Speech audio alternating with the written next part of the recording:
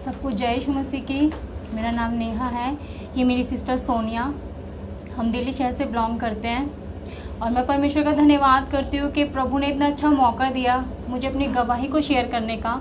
और मैं विश्वास करती हूँ कि मेरी इस गवाही से काफ़ी लोग जो परेशानी में हैं, बीमारियों में हैं, समस्या में हैं, वो जान पाएंगे कि वाकई में कोई परमेश्वर है, जिंदा परमेश्वर है जो हमारी इस परेशानी में, दिक्कत में, समस्या में हमें निकाल सकता है। इस चीज़ के लिए मैं परमेश्वर का धन्यवाद करती हूँ, क्योंकि जब मैं 3 साल से बहुत बीमार थी और मैं परमेश्वर को नहीं जानती थी, मेरा जीवन भी बहुत परेशानी में, समस्या में और नाना प्रकार की बीमारियों में था, जिसके चलते मैं 3 साल से बहुत बीमार थी। और उस बीमारी के चलते मेरे गले से लेकर पेट तक बहुत छाले थे और मेरे पेट में बहुत दर्द रहता था। मैं बहुत परेशान रहती थी, उस दर्द के चलते मैं बहुत तड़पती थी। मुझे समझ में नहीं आता था कि ये दर्द ऐसा कैसा है। कुछ दिन बाद जब मेरे घर वाले मुझे डॉक्टर के दिखाने लगे, वो डॉक्टर मुझको दवाइयाँ दे देते थे। दवाइयाँ मैं खाती थी, थोड़ी देर का आराम होता था, फिर वही प्रॉब्लम मेरे साथ, वो दर्द और बढ़कर होने लग गया था। मेरे घर में दवाइयों का स्टोर सा बन चुका था। कुछ समय बाद जब उन दवाइयों से मेरे आराम नहीं होता था तो मेरे घर वाले हॉस्पिटल मुझे लेकर जाने लगे। जहाँ कहीं भी मेरे घर वालों को किसी ने मैं जो भी हॉस्पिटल के बारे में बताते थे, उसी हॉस्पिटल को मुझे लेकर जाते थे। जब मैं उस हॉस्पिटलों में जाती थी तो जो डॉक्टर्स थे वो नई नई रिपोर्टों के लिए बोलते थे कि अल्ट्रासाउंड करवाओ, न्यू एक्सरे करवाओ। और मेरे उन एक्सरे के चलते इतने सारे एक्सरे हो चुके थे और इतने सारे टेस्ट हो चुके थे, और जब वो टेस्ट की रिपोर्टें आती थी वो सारी नॉर्मल आती थी। और धीरे धीरे ऐसे करके मेरा शरीर पूरा सूखता जा रहा था और डॉक्टर भी समझ नहीं पा रहे थे। जब मैं डॉक्टर के पास जाती थी तो डॉक्टर यही सोचते थे कि शायद इसको टीबी है, क्योंकि मेरा शरीर सूख चुका था।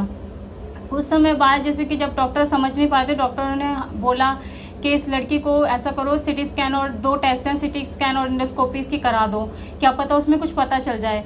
जब मेरी इंडोस्कोपी हुई, उस इंडोस्कोपी में मेरे अंदर एक वायर डाला गया गले के, मुंह के थ्रू गले में। उस वायर की वजह से मेरे जो गले में गले से लेकर पेट तक छाले थे वो सारे जख्म हो गया था, मतलब कि छिल चुके थे, जिसके चलते जो मैं थोड़ा बहुत खाना खा लेती थी वो भी मेरा बंद हो चुका था।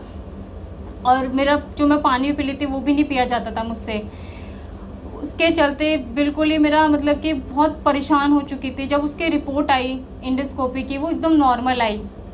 डॉक्टर भी सोचने लगे कि इसकी रिपोर्ट नॉर्मल आई और कुछ पता भी नहीं चल रहा कि इसको क्या है। उसके बाद डॉक्टर ने बोला कि इसका सिटी स्कैन करवाओ। जब मुझे सिटी स्कैन के लिए लेकर गए, जब मेरे को उस रूम में लेकर गए, मैं उन मशीनों को देख के बहुत डर गई थी, क्योंकि वो इतनी बड़ी मशीन थी और मैं घबरा गई थी बहुत ज़्यादा। तो डॉक्टर ने मुझे बोला कि इसको थोड़ा रिलैक्स करवाओ। मेरे साथ मेरी बड़ी मम्मी थी, वो मुझको लेकर गई थी। उन्होंने मुझे समझाया कि ज़्यादा घबरा मत, सब ठीक होगा, तेरे को बस घबराना नहीं है। जब मुझे फिर दोबारा लेकर गए सिटी स्कैन के लिए, मेरे को उस मशीन के अंदर डाला गया। उस मशीन में इतना बड़ा इंजेक्शन मेरे हाथ पे लगाया गया था, जिसके चलते मेरे को बहुत पेन हो रहा था। उसके बाद जैसे मेरा सिटी स्कैन हो गया, जब सिटी स्कैन की रिपोर्ट आई, वो रिपोर्ट भी बिल्कुल नॉर्मल थी और डॉक्टर भी हैरान थे कि इस लड़की को ऐसी क्या प्रॉब्लम है जो इसका शरीर सूखता जा रहा है और हमें पता भी नहीं चल रही, क्योंकि डॉक्टर भी बहुत हैरान हो गए थे। जब मुझे डॉक्टर के पास लेकर जाते थे या हॉस्पिटल्स में लेकर जाते थे मेरे घर वाले, मैं बहुत परेशान हो गई थी और यही मन करता था कि मैं किसी गाड़ी के नीचे आके मर जाऊं, क्योंकि मैं इतनी अपनी लाइफ से बहुत परेशान हो चुकी थी। क्योंकि कभी कोई मेरे को हॉस्पिटल लेकर जाता था, मैं बहुत परेशान हो गई थी इसके चलते। उसके बाद जब मेरे घर वाले डॉक्टरों ने बोला आप इसको घर ले जाओ, हमसे नहीं होगा, इसका सारा टेस्ट करा लिया, ऐसा कोई टेस्ट नहीं है जो इस लड़की का नहीं करा और हमें इसकी प्रॉब्लम नहीं पता चल रही, इसको क्या परेशानी है। उसके बाद मेरे घर वाले मुझे घर लेकर आए, क्योंकि मेरे घर वाले भी पूरी तरीके से टूट चुके थे कि इसको कोई प्रॉब्लम भी नहीं है और इसका शरीर सूखता जा रहा है। कुछ टाइम बाद मेरे घर वाले मेरे को जादू टोना करने लगे, क्योंकि मेरे दादा भगत हैं और मेरे भाई भी भगत थे। तो जब उनसे भी मैं ठीक नहीं हो पा रही थी तो वो बाहर से भगत बुलाते थे, बाहर से काफ़ी भगत आते थे और वो मेरे घर में पूजा पाठ करते थे और वो अलग अलग तरीके से बलि मांगते थे। कोई बकरे की बलि मांग रहा है, कोई सूअर की बलि मांग रहा है, कोई उल्लू की मांग रहा है। मतलब बहुत ऐसे तांत्रिक थे जो मतलब बहुत अलग अलग बलियाँ मांगते थे। इस चीज़ में भी मेरे दादा का बहुत पैसा खर्च हुआ, जिसके चलते उनको कुछ हासिल नहीं हो पा रहा था, कोई बता भी नहीं पा रहा था कि इसको क्या परेशानी। सब पैसे लेके चले जाते थे और कुछ होता भी नहीं था। मेरे को और ज़्यादा मेरी तबीयत ख़राब होने लगी इसके चलते। कुछ टाइम बाद मेरे पापा को किसी ने बताया कि आप अपनी लड़की को, एक जमरतपुर जगह है, बहुत गांव है, वो बहुत दूर है, इसको लड़की को वहाँ ले जाओ, वहाँ पर एक तांत्रिक है, वो उस लड़की को ठीक कर सकता है। मुझे लगा शायद मैं वहाँ पर ठीक हो जाऊँ। मेरे को वहाँ पर लेके गए मेरे पापा मम्मी और हम तीनों गए थे। जब मुझे उस जगह पे ले जाया गया, मेरे को बहुत प्रॉब्लम्स आई उस जगह पे जाने में, क्योंकि मेरे से ठीक से चला नहीं जाता था और कमज़ोरी के चलते मैं उस जगह पे बहुत मुश्किल से गई। जब मैं उस जगह पे गई, मैंने उस जगह का माहौल बहुत अलग सा देखा कि इतने सारे लोग हैं अपनी परेशानी को यहाँ पर लेके आ रखे हैं। और जब मैंने वहाँ पर देखा कि सब अपनी परेशानी बता रहे हैं और वो उनका बता रहे हैं कि इनके साथ ये घटना घटी है। जब मेरी बारी आई, जब उस तांत्रिक ने मुझे बुलाया, तो उस तांत्रिक ने मुझे देखकर बोला कि इस लड़की के ऊपर जिन्न है और इस पर दुष्ट आत्मा का प्रभाव है, मतलब कि स्पिरिट का प्रभाव है, जिसके चलते इसको स्पिरिट मारना चाहती है। जब उसने मेरे पापा से बोला कि आप इस लड़की को 1 हफ्ते के लिए यहीं पे छोड़ दो और ये ठीक हो जाएगी। जब मैंने ये बात सुनी तो मैंने पापा से मना करा कि पापा मैं मर जाऊंगी, पर मुझे यहाँ पर छोड़ के मत जाओ, क्योंकि मैं नहीं रह सकती यहाँ पे।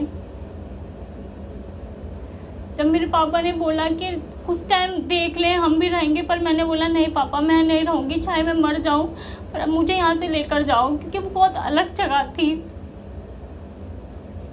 मेरे पापा ने मेरी बात मानी और हम सारे वापस आ गए। मेरी मम्मी मेरे पापा घर पे वापस आ गए थे। जब हम घर पर आए, कुछ दिन बाद मेरी और ज़्यादा हालत ख़राब होने लगी। फिर किसी ने बताया कि आप इस लड़की को, मेरे पापा को फिर किसी ने बताया कि आप इसको ना बंगाल का जादू बहुत वो माना जाता है कि ये लड़की को वहाँ पर दिखाओ, वहाँ पे ठीक हो जाएगी ये।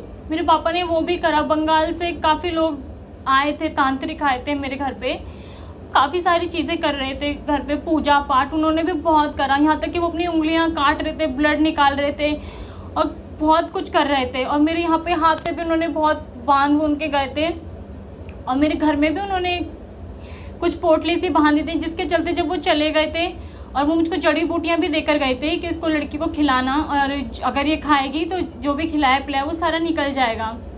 जब वो अपने चले गए वो घर से, तो घर में एक ऐसा लगा एकदम नेगेटिव हो गई हो घर में। इतनी लड़ाई झगड़े होने लगे मेरे घर में बहुत ज़्यादा, क्योंकि मेरी फैमिली बहुत बड़ी है, तो एक दूसरे पे वो करते थे कि शायद इसने कर दिया, उसने कर दिया, इसके ऊपर इस तरीके से चलता था। मेरे घर में बहुत लड़ाइयाँ होती थी और बहुत परेशान रहते थे घर वाले।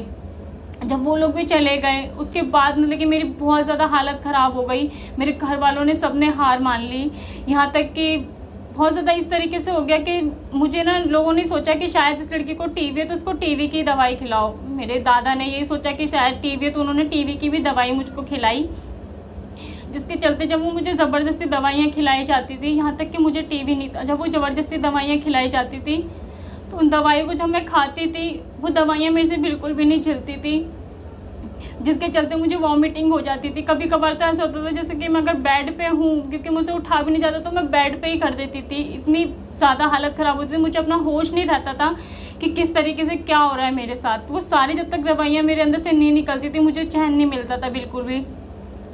कुछ समय बाद ऐसे ही चलता रहा। उसके बाद मतलब कि जब मेरे घर वालों ने इन सब चीज़ों से भी हार मान ली, तो मतलब कि मैं पूरी तरीके से टूट चुकी थी, मेरी फैमिली भी टूट चुकी थी।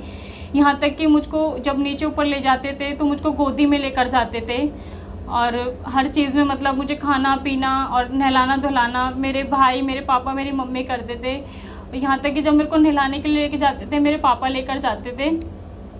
बहुत मुश्किल है कि मैं इतनी बड़ी और मेरे पापा मुझको नहला रहे हैं, मेरी मम्मी मुझको नहला रही है। बहुत बुरा लगता था इन सब चीज़ों को वो देख के, और मुझे वाकई में बहुत गंदा फील होता था कि बस ऐसा लगता था कि मैं मर जाऊँ। मैं एक टाइम ऐसा आ गया था, मैं भगवान से मौत मांगने लगी थी कि मुझे मौत आ जाए और मैं मर जाऊँ। इस तरीके से मेरे साथ हो चुका था। जब मेरे घर वाले मुझसे मिलने आते थे ऊपर मेरे रूम में, तो वो यही बोलते थे, मैं उनसे गले लग के रोती थी कि आप लोग मुझे बचा लो, मेरे को जीना है, आप लोग मुझे बचा लो। वो यही बोलते थे कि हम तुझे बचा लेंगे। जब वो खुद बाहर जाते थे वो खुद सारे बहुत रोते थे कि बस यही बोलते थे कि ये नहीं बचेगी। इस तरीके से मेरे साथ हो चुका था।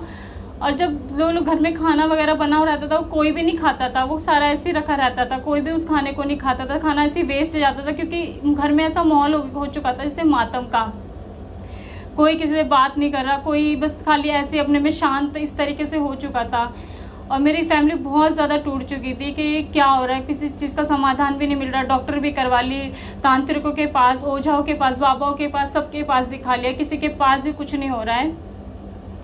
फिर किसी ने मेरे भाई को परमेश्वर का सुसमाचार सुनाया कि मेरे भाई की शॉप थी, मेरे भाई जब वहाँ पर थे तो कोई सिस्टर आई थी, उन्होंने परमेश्वर का सुसमाचार उन्हें सुनाया कि कोई है यीशु मसीह के नाम से, इस तरीके से वो बता रही। तो मेरे भाई ने बोला कि मेरे भाई ने अपनी भी प्रॉब्लम बताई, मेरे बारे में बताया कि मेरी सिस्टर है इस तरीके से, उसकी बहुत तबीयत ख़राब रहती है। तो उन्होंने यही बोला कि आप उसको चर्च लेके जाओ, वो ठीक हो जाएगी। मेरे भाई ने उनसे तो वही बोला कि हाँ मैं करूँगा। पर जब मेरे भाई घर पे आए, मेरे घर वालों से बात करने लगे, तो यही डर था कि शायद दादा एग्री ना हो, क्योंकि मेरे दादा एक आर्मी रिटायर हैं और पुजारी भी हैं और भगत भी थे। तो उनके लिए बहुत मुश्किल था कि वो इन सब चीज़ों में माने, क्योंकि हम लोग विरोधी थे। हम यही मानते थे कि यीशु मसीह धर्म बदलता है। इसके चलते हमने बहुत मुश्किल से भाई से, घर वालों ने बोला कि बात करके देखो एक बार दादा से। जब मेरे दादा से बात की तो मेरे दादा ने यही बोला कि कुछ भी हो, इसको कहीं भी ठीक हो, इसको ले जाकर ठीक करो, क्योंकि मैं नहीं चाहता कि मेरे घर में एक मौत हो चुकी है और दूसरी मौत हो। क्योंकि मेरे बड़े पापा, मेरे ताऊ की भी इसी तरीके से डेथ हुई थी, सेम मेरी कंडीशन थी, वैसी मेरे बड़े पापा की कंडीशन थी। उनको भी यही स्पिरिट थी कि वो भी धीरे धीरे करके बीमार हुए थे और ऐसे सूख कर इसी तरीके से भी उनकी डेथ हो गई। तो मेरे दादा बहुत परेशान हो गए थे कि मैं नहीं चाहता मेरे घर में एक और मौत हो। उनके लिए भी काफ़ी जादू मंत्र काफ़ी करवाया था, उनके लिए भी बहुत ज़्यादा उनके लिए भी करवाया था। जैसे हम नेहा के लिए परेशान थे, वैसे हम उनके लिए परेशान थे।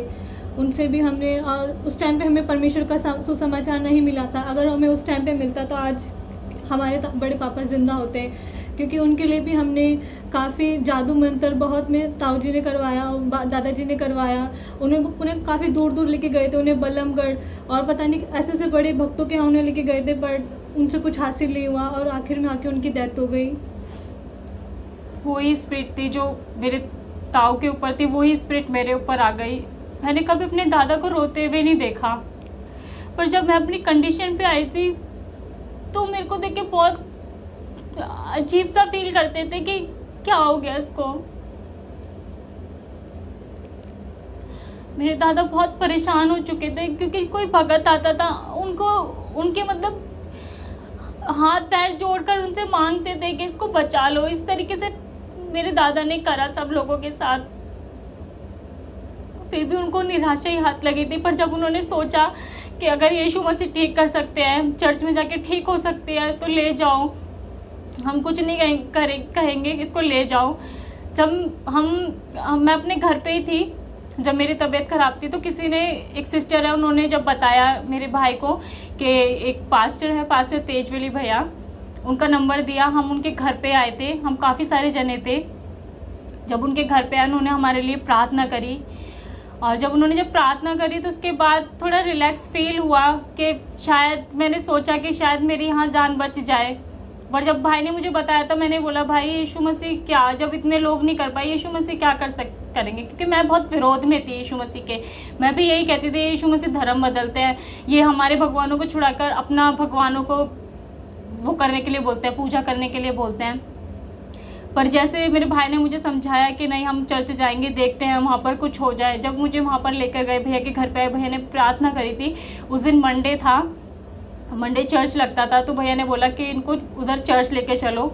जब चर्च लेकर जा रहे थे तो बहुत मुश्किल था, मैं मना करती, भाई इधर उधर चक्कर क्यों काट रहे हैं, क्योंकि मेरे से चला भी नहीं जाता था। भाई ने मुझे गोदी में लेकर जाते थे भाई। जब मुझे चर्च लेकर गए, वहाँ पे प्रेयर हुई। उस प्रेयर के बाद मंडे को काफ़ी सारे लोग थे जब वहाँ पर प्रेयर हो रही थी। लोगों ने प्रेयर करी, भैया ने प्रेयर करी। उसके बाद भैया हमारे घर शाम को 7 बजे भैया हमारे घर पर आए। फिर मेरी फैमिली के साथ भैया ने बातें करी, भैया ने समझाया उनको कि क्या है क्या नहीं है, जिस चीज़ से जो भी यीशु मसीह के बारे में है कि यीशु मसीह धर्म नहीं बदलता। भैया ने उनको समझाया उस बात के बारे में। हमें भी लगा कि शायद ऐसा ना हो। पर उसके बाद जब संडे आया, 2 अक्टूबर था उस दिन 2016, जब संडे आया तो चर्च जाने का समय था। मेरी तबीयत बहुत ख़राब हो चुकी थी, क्योंकि मेरा मन नहीं कर रहा चर्च जाने का। पर मेरे घर वाले मुझे ज़बरदस्ती चर्च लेकर जाते थे कि नहीं तू चर्च जाएगी। वो ज़बरदस्ती करते थे मेरे साथ, और जैसे तैसे करके मुझे चर्च लेकर आते थे। जब वहाँ पर आराधना हो रही थी, मैंने वहाँ पे देखा कि सब हम यहाँ पर बीमार आ रखे हैं और ये सब अपने में लगे पड़े हैं। कोई ताली बजा रहा है, कोई नाच रहा है, कोई हाथ ऊपर करके मतलब कि झूम रहा है, मतलब कि इस तरीके से था। और आराधना हो रही है, ड्रम बज रहे हैं, मतलब कि सब इतने खुश थे, और यहाँ हम परेशानी में आ रखे हैं और लोग हमें देख भी नहीं रहे। इस तरीके से फील हुआ मुझको। और यही बोल रहे थे कि अपने स्थानों पे खड़े हो जाओ, अपने स्थानों पे खड़े हो जाओ। और मुझसे खड़ा नहीं हो जा रहा था, फिर भी मैंने कोशिश करी कि मैं खड़ी होती हूँ। जब मैं खड़ी हुई तो मेरे आगे मेरी सिस्टर थी, मेरे पीछे मेरे ब्रदर थे और वो मेरी सपोर्ट के लिए खड़े थे ताकि मैं गिर ना जाऊं। जब आराधना हो रही थी तो वहाँ पे गाना चल रहा था, प्रभु का नाम मेरी खुशियाँ आत्मा से स्तुति करूँगा। जो गाना बहुत ज़्यादा मेरे कानों में बजने लगा, उस ड्रम की आवाज़ मेरे कानों में बहुत ज़्यादा बजने लगी, बहुत गूंजने लगी और बहुत मुझे अजीब सा महसूस होने लगा कि ये सब क्या हो रहा है। जैसे भी थोड़ी देर भी नहीं खड़ी हो पाई थी, एकदम मैं चक्कर खा के गिर गई। जैसे मैं गिरी और एकदम बहुत अजीब सा फील हुआ, जब मैं गिर गई मैं बेहोश हो गई थी। जब मुझे होश आया थोड़ी देर बाद देखा तो भैया मेरे सर पर हाथ रखकर प्रेयर कर रहे हैं। मेरे को जैसे होश आया भैया प्रेयर कर रहे थे तो फिर ऐसा फील हुआ कि एक मतलब कि बहुत अच्छा सा फील हुआ कि मतलब कि कुछ चीज़ मेरे अंदर से निकली है, इस तरीके से मुझे फील हुआ। उसके बाद जैसे कि जब मेरे को लगा मेरे अंदर से कुछ चीज़ निकली है तो मैं थोड़ा रिलैक्स किया, मुझे बिठाया गया। उसके बाद हम अपने घर आ गए थे। उसके बाद जब हम रेगुलर चर्च आते रहे और मेरा छुटकारा उसी टाइम हो गया था। मैं इस चीज़ के लिए प्रभु का धन्यवाद करती हूँ कि जो मेरे अंदर स्पिरिट थी वो जब ही निकल गई थी फर्स्ट आराधना में। इस चीज़ के लिए परमेश्वर का धन्यवाद करती हूँ, प्रभु ने मुझे छुटकारा दिया। पर जो मेरा रिकवर था वो मेरा 2 या 3 महीने बाद हुआ, क्योंकि मेरा शरीर पूरा सूख चुका था और मेरे घर वाले कहते थे तू दवाई तो खा। मैंने कहा मैं दवाई नहीं खाऊंगी, जब यीशु मसीह पे विश्वास किया है तो वही मुझे ठीक करेंगे। मेरे घर वाले बहुत जिद करते थे कि तू दवाई तो खा, तेरे इतना पेन हो रहा है। मैंने कहा नहीं, मैं दवाई नहीं खाऊंगी, यीशु मसीह मुझे ठीक करेंगे। मैंने बिल्कुल कोई दवाई नहीं खाई। जिस दिन मैं चर्च गई थी उस दिन से मैंने सारी दवाइयाँ छोड़ दी थी, क्योंकि मेरे घर में एक स्टोर बन चुका था दवाइयों का। हर एक चीज़ की दवाई मेरे घर में थी, इस तरीके से था। मैंने वो दवाइयाँ खानी बिल्कुल छोड़ दी और मैंने फल फ्रूट्स कुछ भी नहीं खाए। बस खाली मेरे लिए प्रेयर होती थी, मैं खुद प्रेयर करती थी। जो मैं खाना खाती थी, जो भी मुझे देते थे खाने के लिए, उस खाने पे मैं प्रेयर करके खाती थी। और मैं परमेश्वर का धन्यवाद करती हूँ कि परमेश्वर ने उसी खाने में अपने काम को दिखाया और प्रभु ने मुझे 2 या 3 महीने में मेरे शरीर में ना मांस भर दिया। इस चीज़ के लिए परमेश्वर का धन्यवाद करती हूँ। परमेश्वर ने अपना नूर प्रकाश मेरे ऊपर दिया, मैं प्रभु का इस चीज़ के लिए धन्यवाद करती हूँ। और जब हम परमेश्वर में धीरे धीरे बढ़ने लगे, भैया रेगुलर हमारे घर आने लगे, रेगुलर हमें काउंसलिंग देने लगे, रेगुलर समझाने लगे और रेगुलर हमारे घर आते थे। और चर्च में भी फ्राइडे की, संडे की और मंडे की प्रेयर होती थी, हम उसमें भी रेगुलर जाते थे। हमने एक बार भी चर्च मिस नहीं किया। और मैं प्रभु का धन्यवाद करती हूँ कि मेरी फैमिली ने मुझे बहुत सपोर्ट किया इस चीज़ के लिए। उन्होंने कभी नहीं रोका। मेरी फैमिली भी मतलब कि चर्च में जाने लगी और यहाँ तक कि मेरी पूरी फैमिली विश्वास करने लगी कि वाकई में मेरे जीवन को देख के कि प्रभु ने वाकई में काम किया इसके जीवन में। वो लोग भी विश्वास करने लगे, जिसके चलते परमेश्वर ने हमारे घर में काफ़ी सारी ब्लेसिंग दी। यहाँ तक कि हम हर एक चीज़ के लिए परेशान रहते थे, फाइनेंशियल बहुत परेशान थे हम। हर चीज़ के लिए हमें बहुत मुसीबत से वो चीज़ मिलती थी। किसी चीज़ के लिए हम वो करते थे, कभी कभार ऐसा होता था वो चीज़ हमें मिलती भी नहीं थी। बहुत हम परेशान रहने लगे, मतलब रहते थे। पर मैं परमेश्वर का धन्यवाद करती हूँ, भैया ने हमें समझाया कि परमेश्वर फाइनेंस भी ब्लेस करता है, जिसके चलते परमेश्वर ने हमें हर एक चीज़ में ब्लेस करा। प्रभु का मैं धन्यवाद करती हूँ। समय से पहले अब हमारे पास हर एक चीज़ होती है, बस फिर एक ये होता है परमेश्वर से प्रेयर करनी होती है।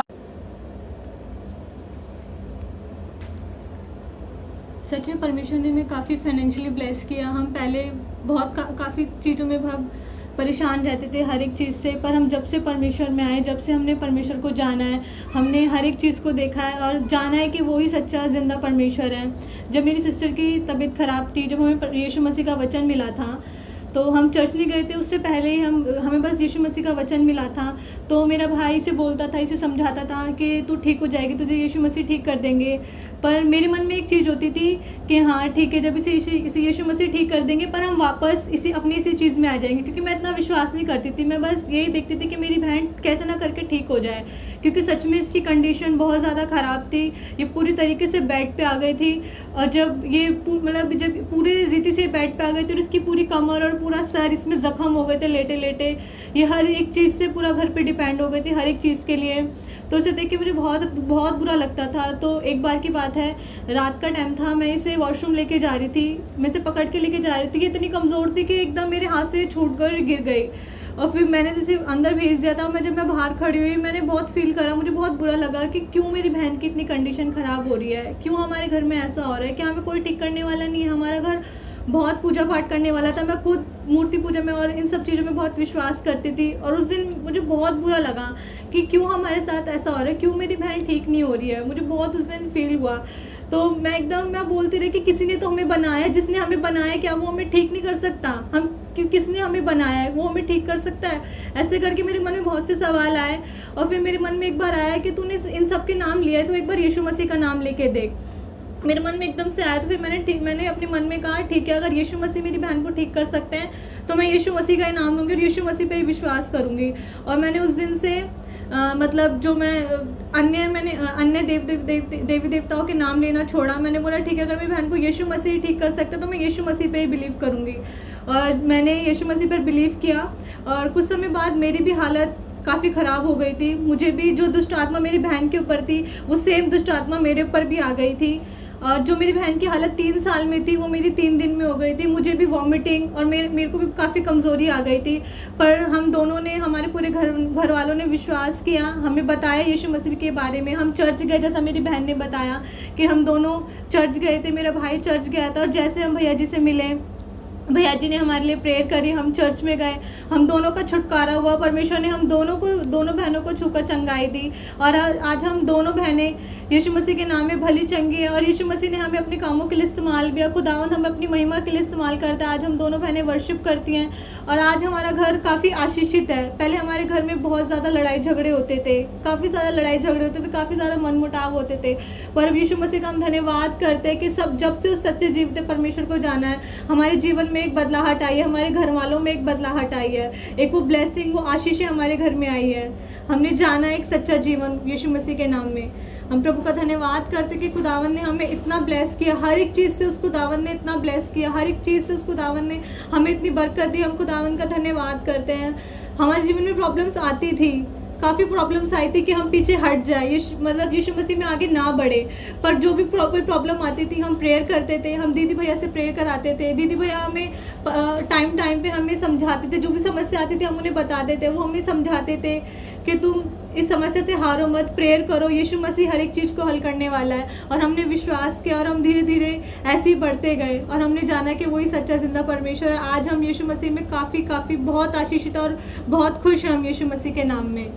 एक चीज़ और, मैं परमेश्वर का धन्यवाद करती हूँ कि परमेश्वर ने हमें इतने अच्छे पासवान दिए, एक आत्मिक माता पिता दिए, जहाँ तक कि हम जिस चीज़ में गिरते हैं वो हमें समझाते हैं, हर एक चीज़ में हमें सपोर्ट करते हैं, हमारी गलतियों पे हमें उस गलतियों को बताते हैं। इस चीज़ के लिए मैं परमेश्वर का धन्यवाद करती हूँ कि हमें इतने अच्छे पासवान दिए परमेश्वर ने। क्योंकि ये बहुत बड़ी बात होती है कि जो हमारा अगुवा होता है, अगर वो ही सही हो तो जब भी हम सही चल सकते हैं। इस चीज़ के लिए मैं परमेश्वर का धन्यवाद करती हूँ कि परमेश्वर ने इतने अच्छे अगुवे दिए। मैं प्रभु के लिए इसके लिए धन्यवाद करती हूँ कि इस चीज़ से भी हम बहुत ब्लेस हैं। मैं परमेश्वर का धन्यवाद करती हूँ इस चीज़ के लिए। और मैं विश्वास करती हूँ कि हमारी इस गवाही के द्वारा काफ़ी लोग इस परमेश्वर को जान पाएंगे कि वाकई में कोई परमेश्वर है जो हमें परेशानियों से, समस्याओं से निकाल पाएगा।